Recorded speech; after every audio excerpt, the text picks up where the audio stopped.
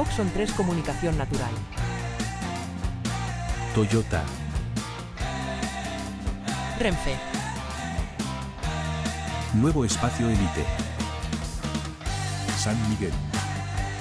Coca-Cola. Universidad de Oviedo. Acción Cultural Española. El Ayuntamiento de Gijón y el Gobierno del Principado de Asturias.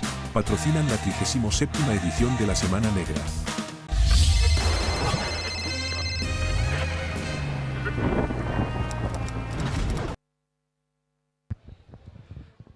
El agua. En el desierto, el agua es tan valiosa como la sangre. Allí, desde que se nace, se aprende a no desperdiciar una sola gota. Hasta un niño sabe que un buche puede salvar la vida, que una calabaza, la vida de una familia, que un pozo, la vida de un pueblo. Un desierto. En el desierto, un poblado. Y bajo la arena, el agua. Este es el primer capítulo, así empieza la primera página, capítulo de los mapas del agua que presentamos ahora de Ricardo Gómez. Aquí lo tenéis. Bienvenido, Ricardo. Un momentito, porque esto funciona como así, ¿verdad? Ah, claro. Muchas gracias. Muchas gracias, Pedro, por la presentación. Un gusto volver de nuevo a Asturias, que es un sitio que me ha dado muchas satisfacciones personales y literarias de los dos tipos. ¿Se escucha el micro por ahí de Ricardo? Sí. Vale. Bueno, Ricardo Gómez se estrena hoy en La Semana Negra como autor y realmente vamos a hablar de los mapas del agua, pero hablar de los mapas del agua es hablar de viajes, es hablar de desierto, como habéis visto, y por supuesto de agua, ese bien tan escaso y tan valioso. Primera pregunta. ¿Dónde suceden los mapas de agua, Ricardo, y por qué eliges este lugar? ¿Por qué el desierto y este desierto en concreto? Bueno, es difícil explicar de dónde sale un libro, porque en ocasiones un libro y sobre todo los personajes de un libro salen de una pulsión desconocida, ¿no? El desierto siempre es un lugar fascinante, como sabes. Yo conozco cierto desierto y el desierto es un lugar en el que no solamente viven personas, sino que viven historias, leyendas, tradiciones, y lo desconocido es algo muy atractivo. Y el desierto este en particular, que se supone que es un desierto en Australia, en el libro no se dice nada, pero el lector puede deducirlo a partir de las leyendas y las tradiciones. Para mí era un lugar muy apetitoso desde el punto de vista literario. A Ricardo, que le interesa mucho la antropología, no solo los viajes, como podemos ver en sus libros, leer a Ricardo Gómez es también viajar a otros lugares en profundidad. Hablaba él del desierto de Australia. Yo, por ejemplo, he tenido que tomar notas de la cantidad de animales endémicos de Australia que he descubierto, que desconocía por completo. Y a Ricardo le gustan mucho las novelas con bastantes personajes. En este caso, hay muy poquitos personajes. La historia se centra en la vida de dos hermanos, su madre que no está y la abuela que cuenta las historias, ¿no? Que además es la narradora oral. Para esto, investigas en otras culturas, te acercas un poco a Australia. ¿De dónde sale esta idea que existe en todas las culturas de la contadora de historias? Bueno, la narradora de historias o los narradores de historias, que siempre han sido el vínculo con la tradición y el pasado, han estado presentes en todos los pueblos, ¿no? La tradición oral, antes que la escrita, ha sido el alma de las personas. En este caso, efectivamente, hay muy pocos personajes. Así como en otros libros he pretendido que fuera una historia más coral, aquí solamente hay un niño y una niña, bueno, fundamentalmente un niño y una niña, y esto tiene que ver con una de las leyendas aborígenes sobre la creación del mundo.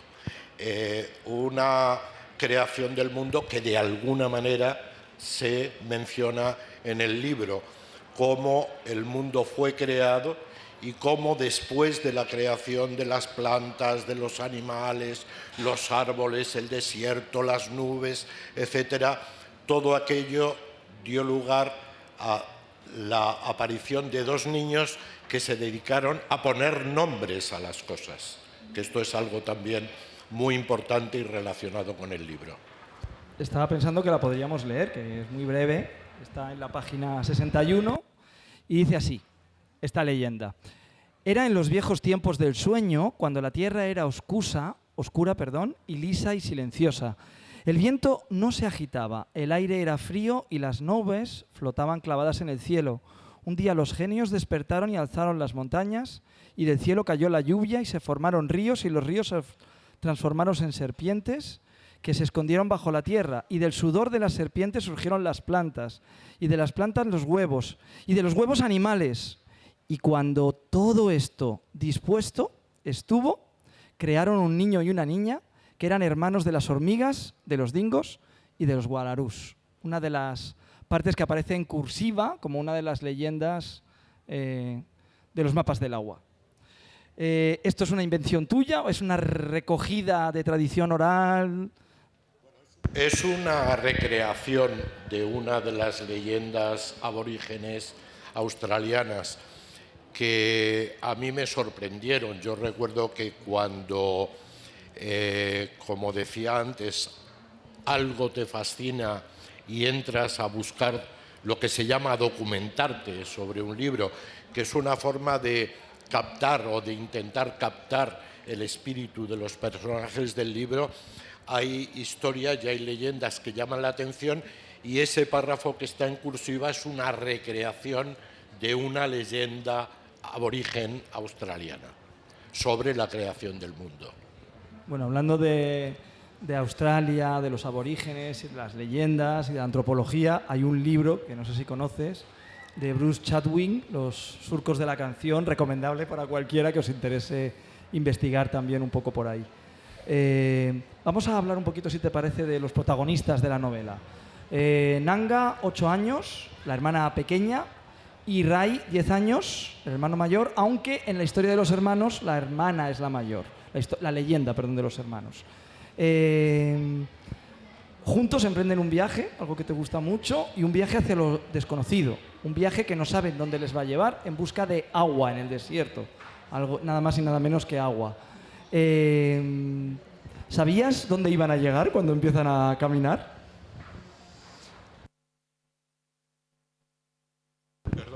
Lo que sí sabía es que todo viaje tiene una recompensa, que a veces es una recompensa material y en otros casos no es tan material, ¿no?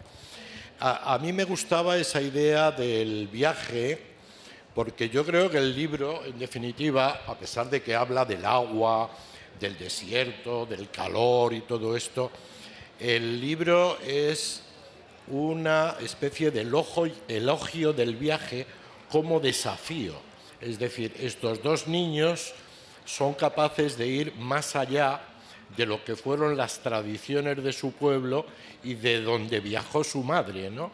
Entonces ellos inician un viaje azaroso que da lugar a una recompensa, que es una recompensa inesperada para ellos, ¿no? Pero bueno, yo creo que es lo que nos pasa a todos, ¿no? No cuando hacemos turismo, que no es lo mismo, ¿verdad?, sino cuando hacemos un viaje, porque hay que diferenciar una cosa de otra. A veces un viaje no significa ir en avión, significa ir un poquito más allá de la esquina tratando de buscar algunas cosas que no se esperan, ¿no? Bueno, la esencia del viaje es que la persona que sale de partida y la que vuelve ya no es la misma, que haya habido un cambio. Eso sucede con los viajes.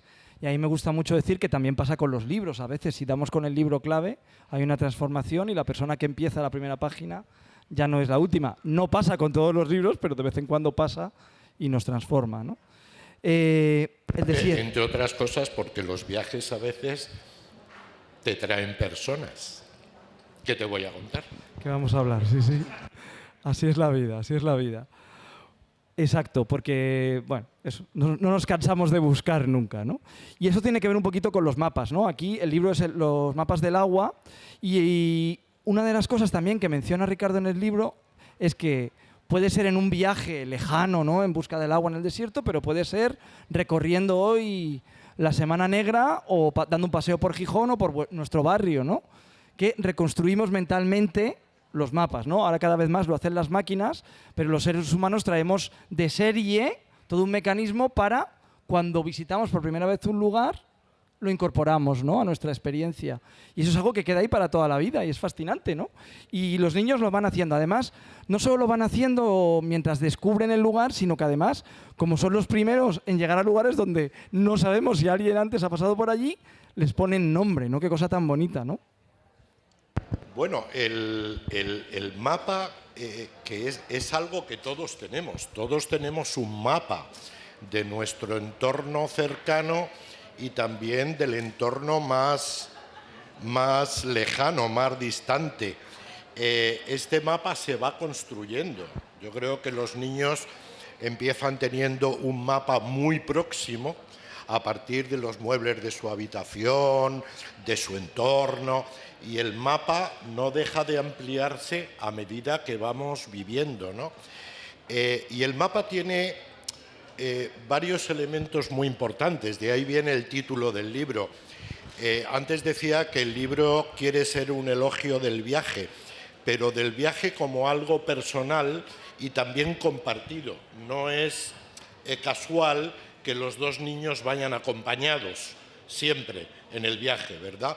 Y el mapa es, por un lado, un sitio físico, es un sitio mental, es un lugar literario, porque cada elemento del mapa tiene un nombre y es un nombre que además se comparte y que se va nombrando y ampliando. De hecho, en el libro, el protagonista de la historia, el niño, es el que se dedica a buscar lugares no conocidos y a darles nombre. Y a dar nombre a esos lugares para transmitírselo a otros. De hecho, yo creo que todos vivimos en sitios que tienen nombres, y nombres en ocasiones muy curiosos. Yo recuerdo, por ejemplo, desde la ventana de mi casa, yo puedo ver el Pico del Águila, puedo ver el Abantos, puedo ver la Peñota, Siete Picos, que son lugares no solamente geográficos, son lugares de encuentro. Es decir, yo puedo decir, nos encontramos en la Peñota. No solamente es un lugar en sí mismo, es un lugar de encuentro, de recogimiento, de estar con otros. En ese sentido es lo que hacen los niños en el mapa, ¿no? Encontrar otros lugares, conocidos y desconocidos.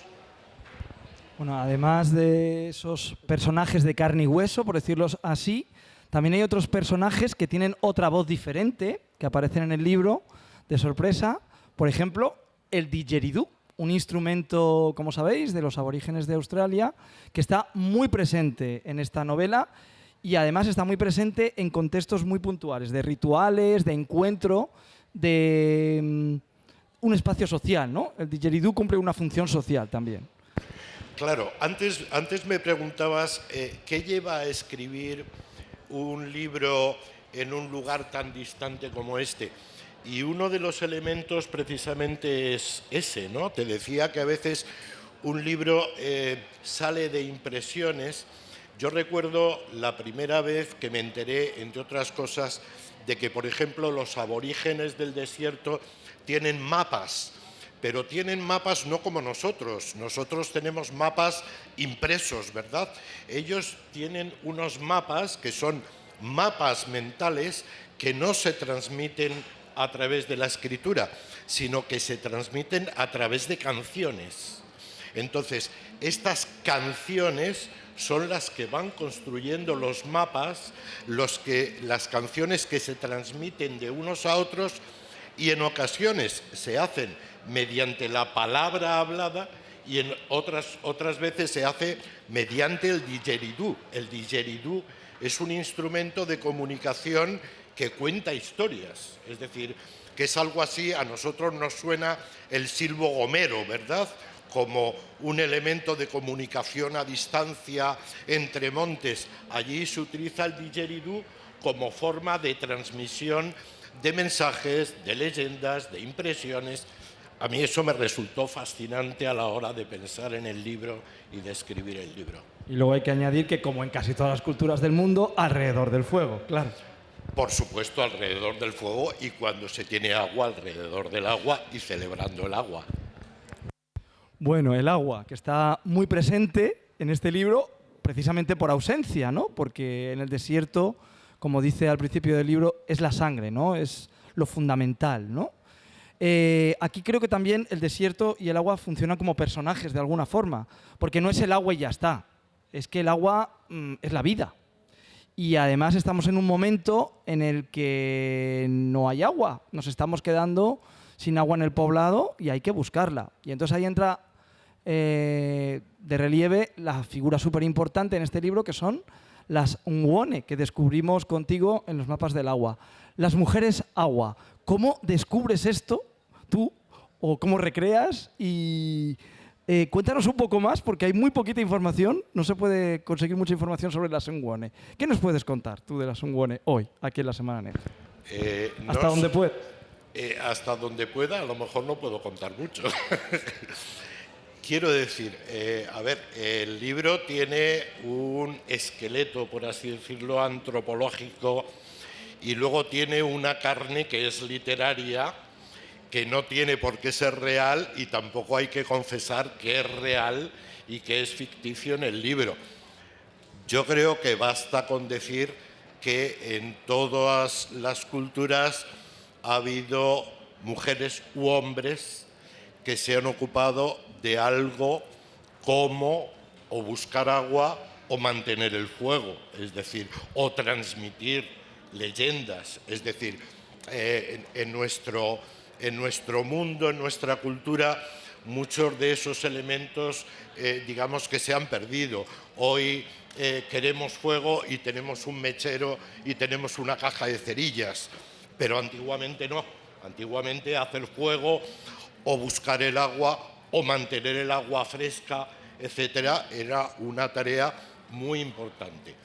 Yo te diré que las Ngwone son un elemento muy importante en el libro, pero no vayas a buscarlo por ahí en ningún sitio, porque a lo mejor las encuentras.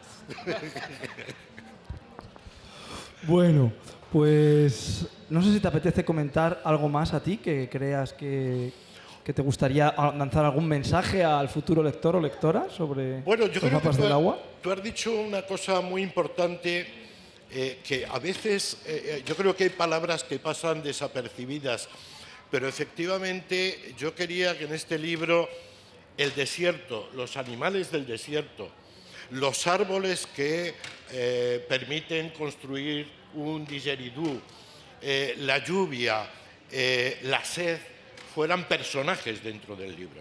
Es decir, yo creo que también, incluso desde el punto de vista, por así decirlo, ético, tenemos la responsabilidad de considerar como personajes de nuestro mundo a los objetos inanimados que nos rodean.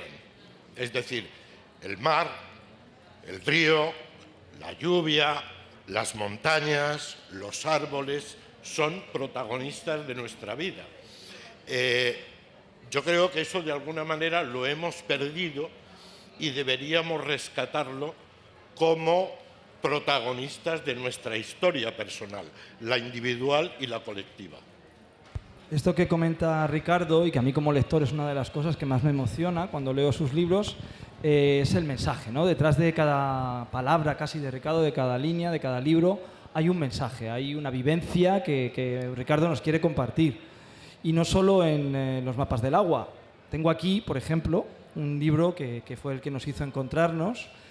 Ahora estamos hablando del premio Anaya Infantil y Juvenil, que es los mapas del agua, pero en 2006 Ricardo gana el premio Barco de Vapor con este libro que es Ojo de Nube, recomendadísimo si no lo conocéis, que nos lleva a hablar de los indígenas, en este caso, del norte de América. Y además este libro tiene continuación reciente, que es Caballos en la nieve también, ¿vale? Donde se cuenta un poco la historia, qué pasó después, ¿no?, de que los carapálidas llegaran hasta Garganta del Ciervo. Un libro coral, un libro con muchos personajes, con una tribu detrás, pero con el mensaje, que es un poquito a lo que iba. Te gusta mucho siempre ahondar en los problemas sociales que nos afectan a todas y a todos, pero que quizás en la sociedad en la que vivimos hoy no están ya tan presentes, ¿no? Lo que decía, el agua ya está con otro contexto, ¿no? Los indios, pues ya, imaginaos cómo nos han ido llegando, ¿no?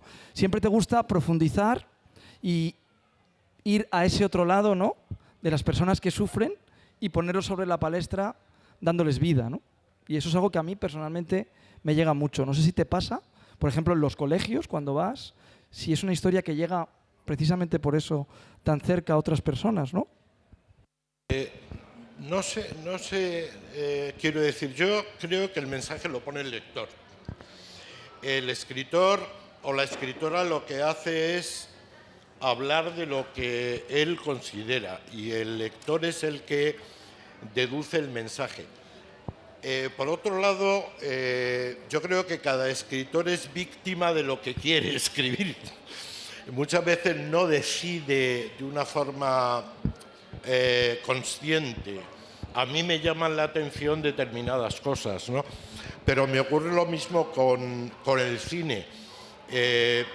Yo creo que todos vivimos en un mundo que es un mundo que compartimos y es verdad que hay muchos libros que hablan de nuestro entorno cercano, ¿no? A mí me llama la atención en ocasiones lo cercano, pero mucho más lo distante, porque creo que cada libro supone un descubrimiento que uno mismo hace respecto de otros personajes que viven o pueden estar viviendo unas historias que son distintas de las nuestras. Es decir, nosotros estamos preocupados por la inflación, por el precio de la luz, por supuesto por la vivienda, es decir, todos son motivos de preocupación dignos, pero hay otros motivos de preocupación y hay otras vivencias diferentes de las que nosotros vivimos en nuestro mundo.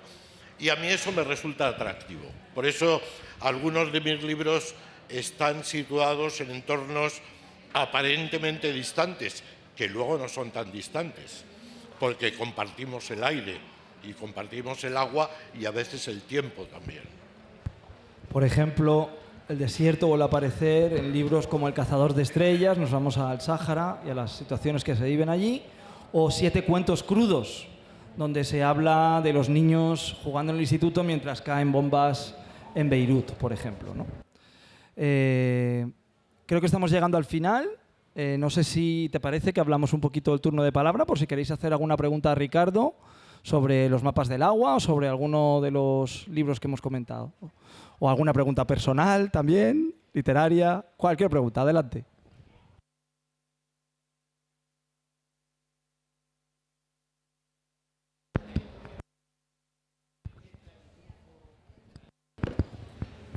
Bueno,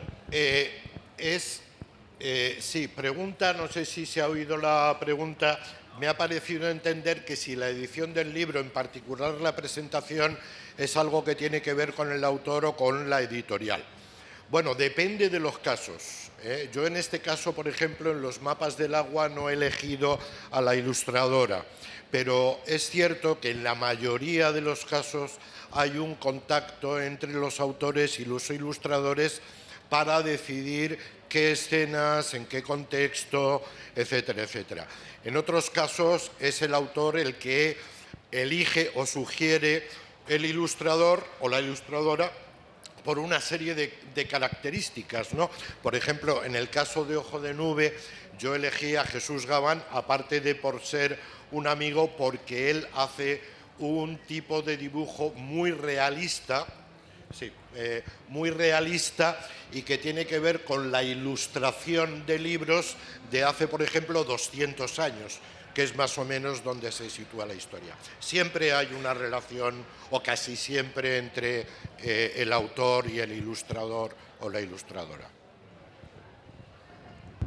¿Más preguntinas? Yo tengo a gala, además de que muchas de las ilustraciones a mí me encantaron, porque también siguen, se pueden detectar rastros de la pintura que se da en Australia, por ejemplo, ¿no? ¿Alguna preguntina más? Adelante. Paco Abril. Gracias. Hola. Hola, Ricardo, ¿qué tal? Muy buenas, Paco. Hablabais antes, y muy bien, por cierto, de los mapas que vamos aprendiendo desde que nacemos a conformar ese mapa que nos orienta, que nos sitúa en el mundo, que nos permite ir de un sitio a otro, pero solo añadir que no es un mapa solo de espacios, solo de lugares, es un mapa de sentimientos. Cuando la madre indica a un niño un sentimiento que tuvo, le hace saber que eso es miedo, que eso es ira, que esos sentimientos forman parte también de ese mapa, me parece a mí, ¿eh? Y esto es añadir simplemente a lo que estaba diciendo antes, que me parece fundamental. Y otra cosa muy importante es que al tener esos mapas, cuando vienen los inmigrantes, es trágico que han perdido su mapa, han perdido toda su orientación cuando llegan a otro lugar que para ellos es inhóspito, no tienen relación con el entorno, no pueden identificar los espacios ni los lugares donde están, por eso se sienten tan perdidos y por eso requieren esa acogida que necesitan todos los que llamamos extraños, que además, como alguien decía, no existe ninguna raza distinta, somos única, la raza humana. Entonces, la hospitalidad tendría que ser la bienvenida a esos seres que han perdido sus mapas, trayendo a colección los mapas que decíais vosotros. Sí, sí, totalmente de acuerdo. El mapa como elemento vital, afectivo, ya digo, de encuentro, de reencuentro, etcétera. Y luego esa necesidad de ir construyendo mapas continuamente, ¿no? Yo creo que lo malo es dar los mapas por construidos. Es decir, ya lo sé todo, ya lo he visitado todo y no voy a conocer a nada ni a nadie más, ¿no? Totalmente de acuerdo. Gracias, Paco. Se me ocurría decir, Paco, mapas del tesoro también. Un tesoro que no se puede tocar, pero evidentemente que está ahí, el emocional, ¿no? Creo que nos hemos quedado sin tiempo. No sé, Ricardo, si quieres decir alguna palabra para terminar. Que muchas gracias por estar aquí y, como he dicho al principio, encantado de tomarme sidrinas y cachopos y ver amigos y todo esto. Muchas gracias. Buen viaje a vuestro mapa, a seguir construyendo el mapa. A los mapas. A los mapas. Y la presentación, la firma de libros, la tendréis ahí a nuestra izquierda con Ricardo, ¿vale? Gracias. Oxon 3 Comunicación Natural. Toyota. Renfe. Nuevo Espacio Elite. San Miguel. Coca-Cola. Universidad de Oviedo. Acción Cultural Española. El Ayuntamiento de Gijón y el Gobierno del Principado de Asturias. Patrocinan la 37ª edición de la Semana Negra.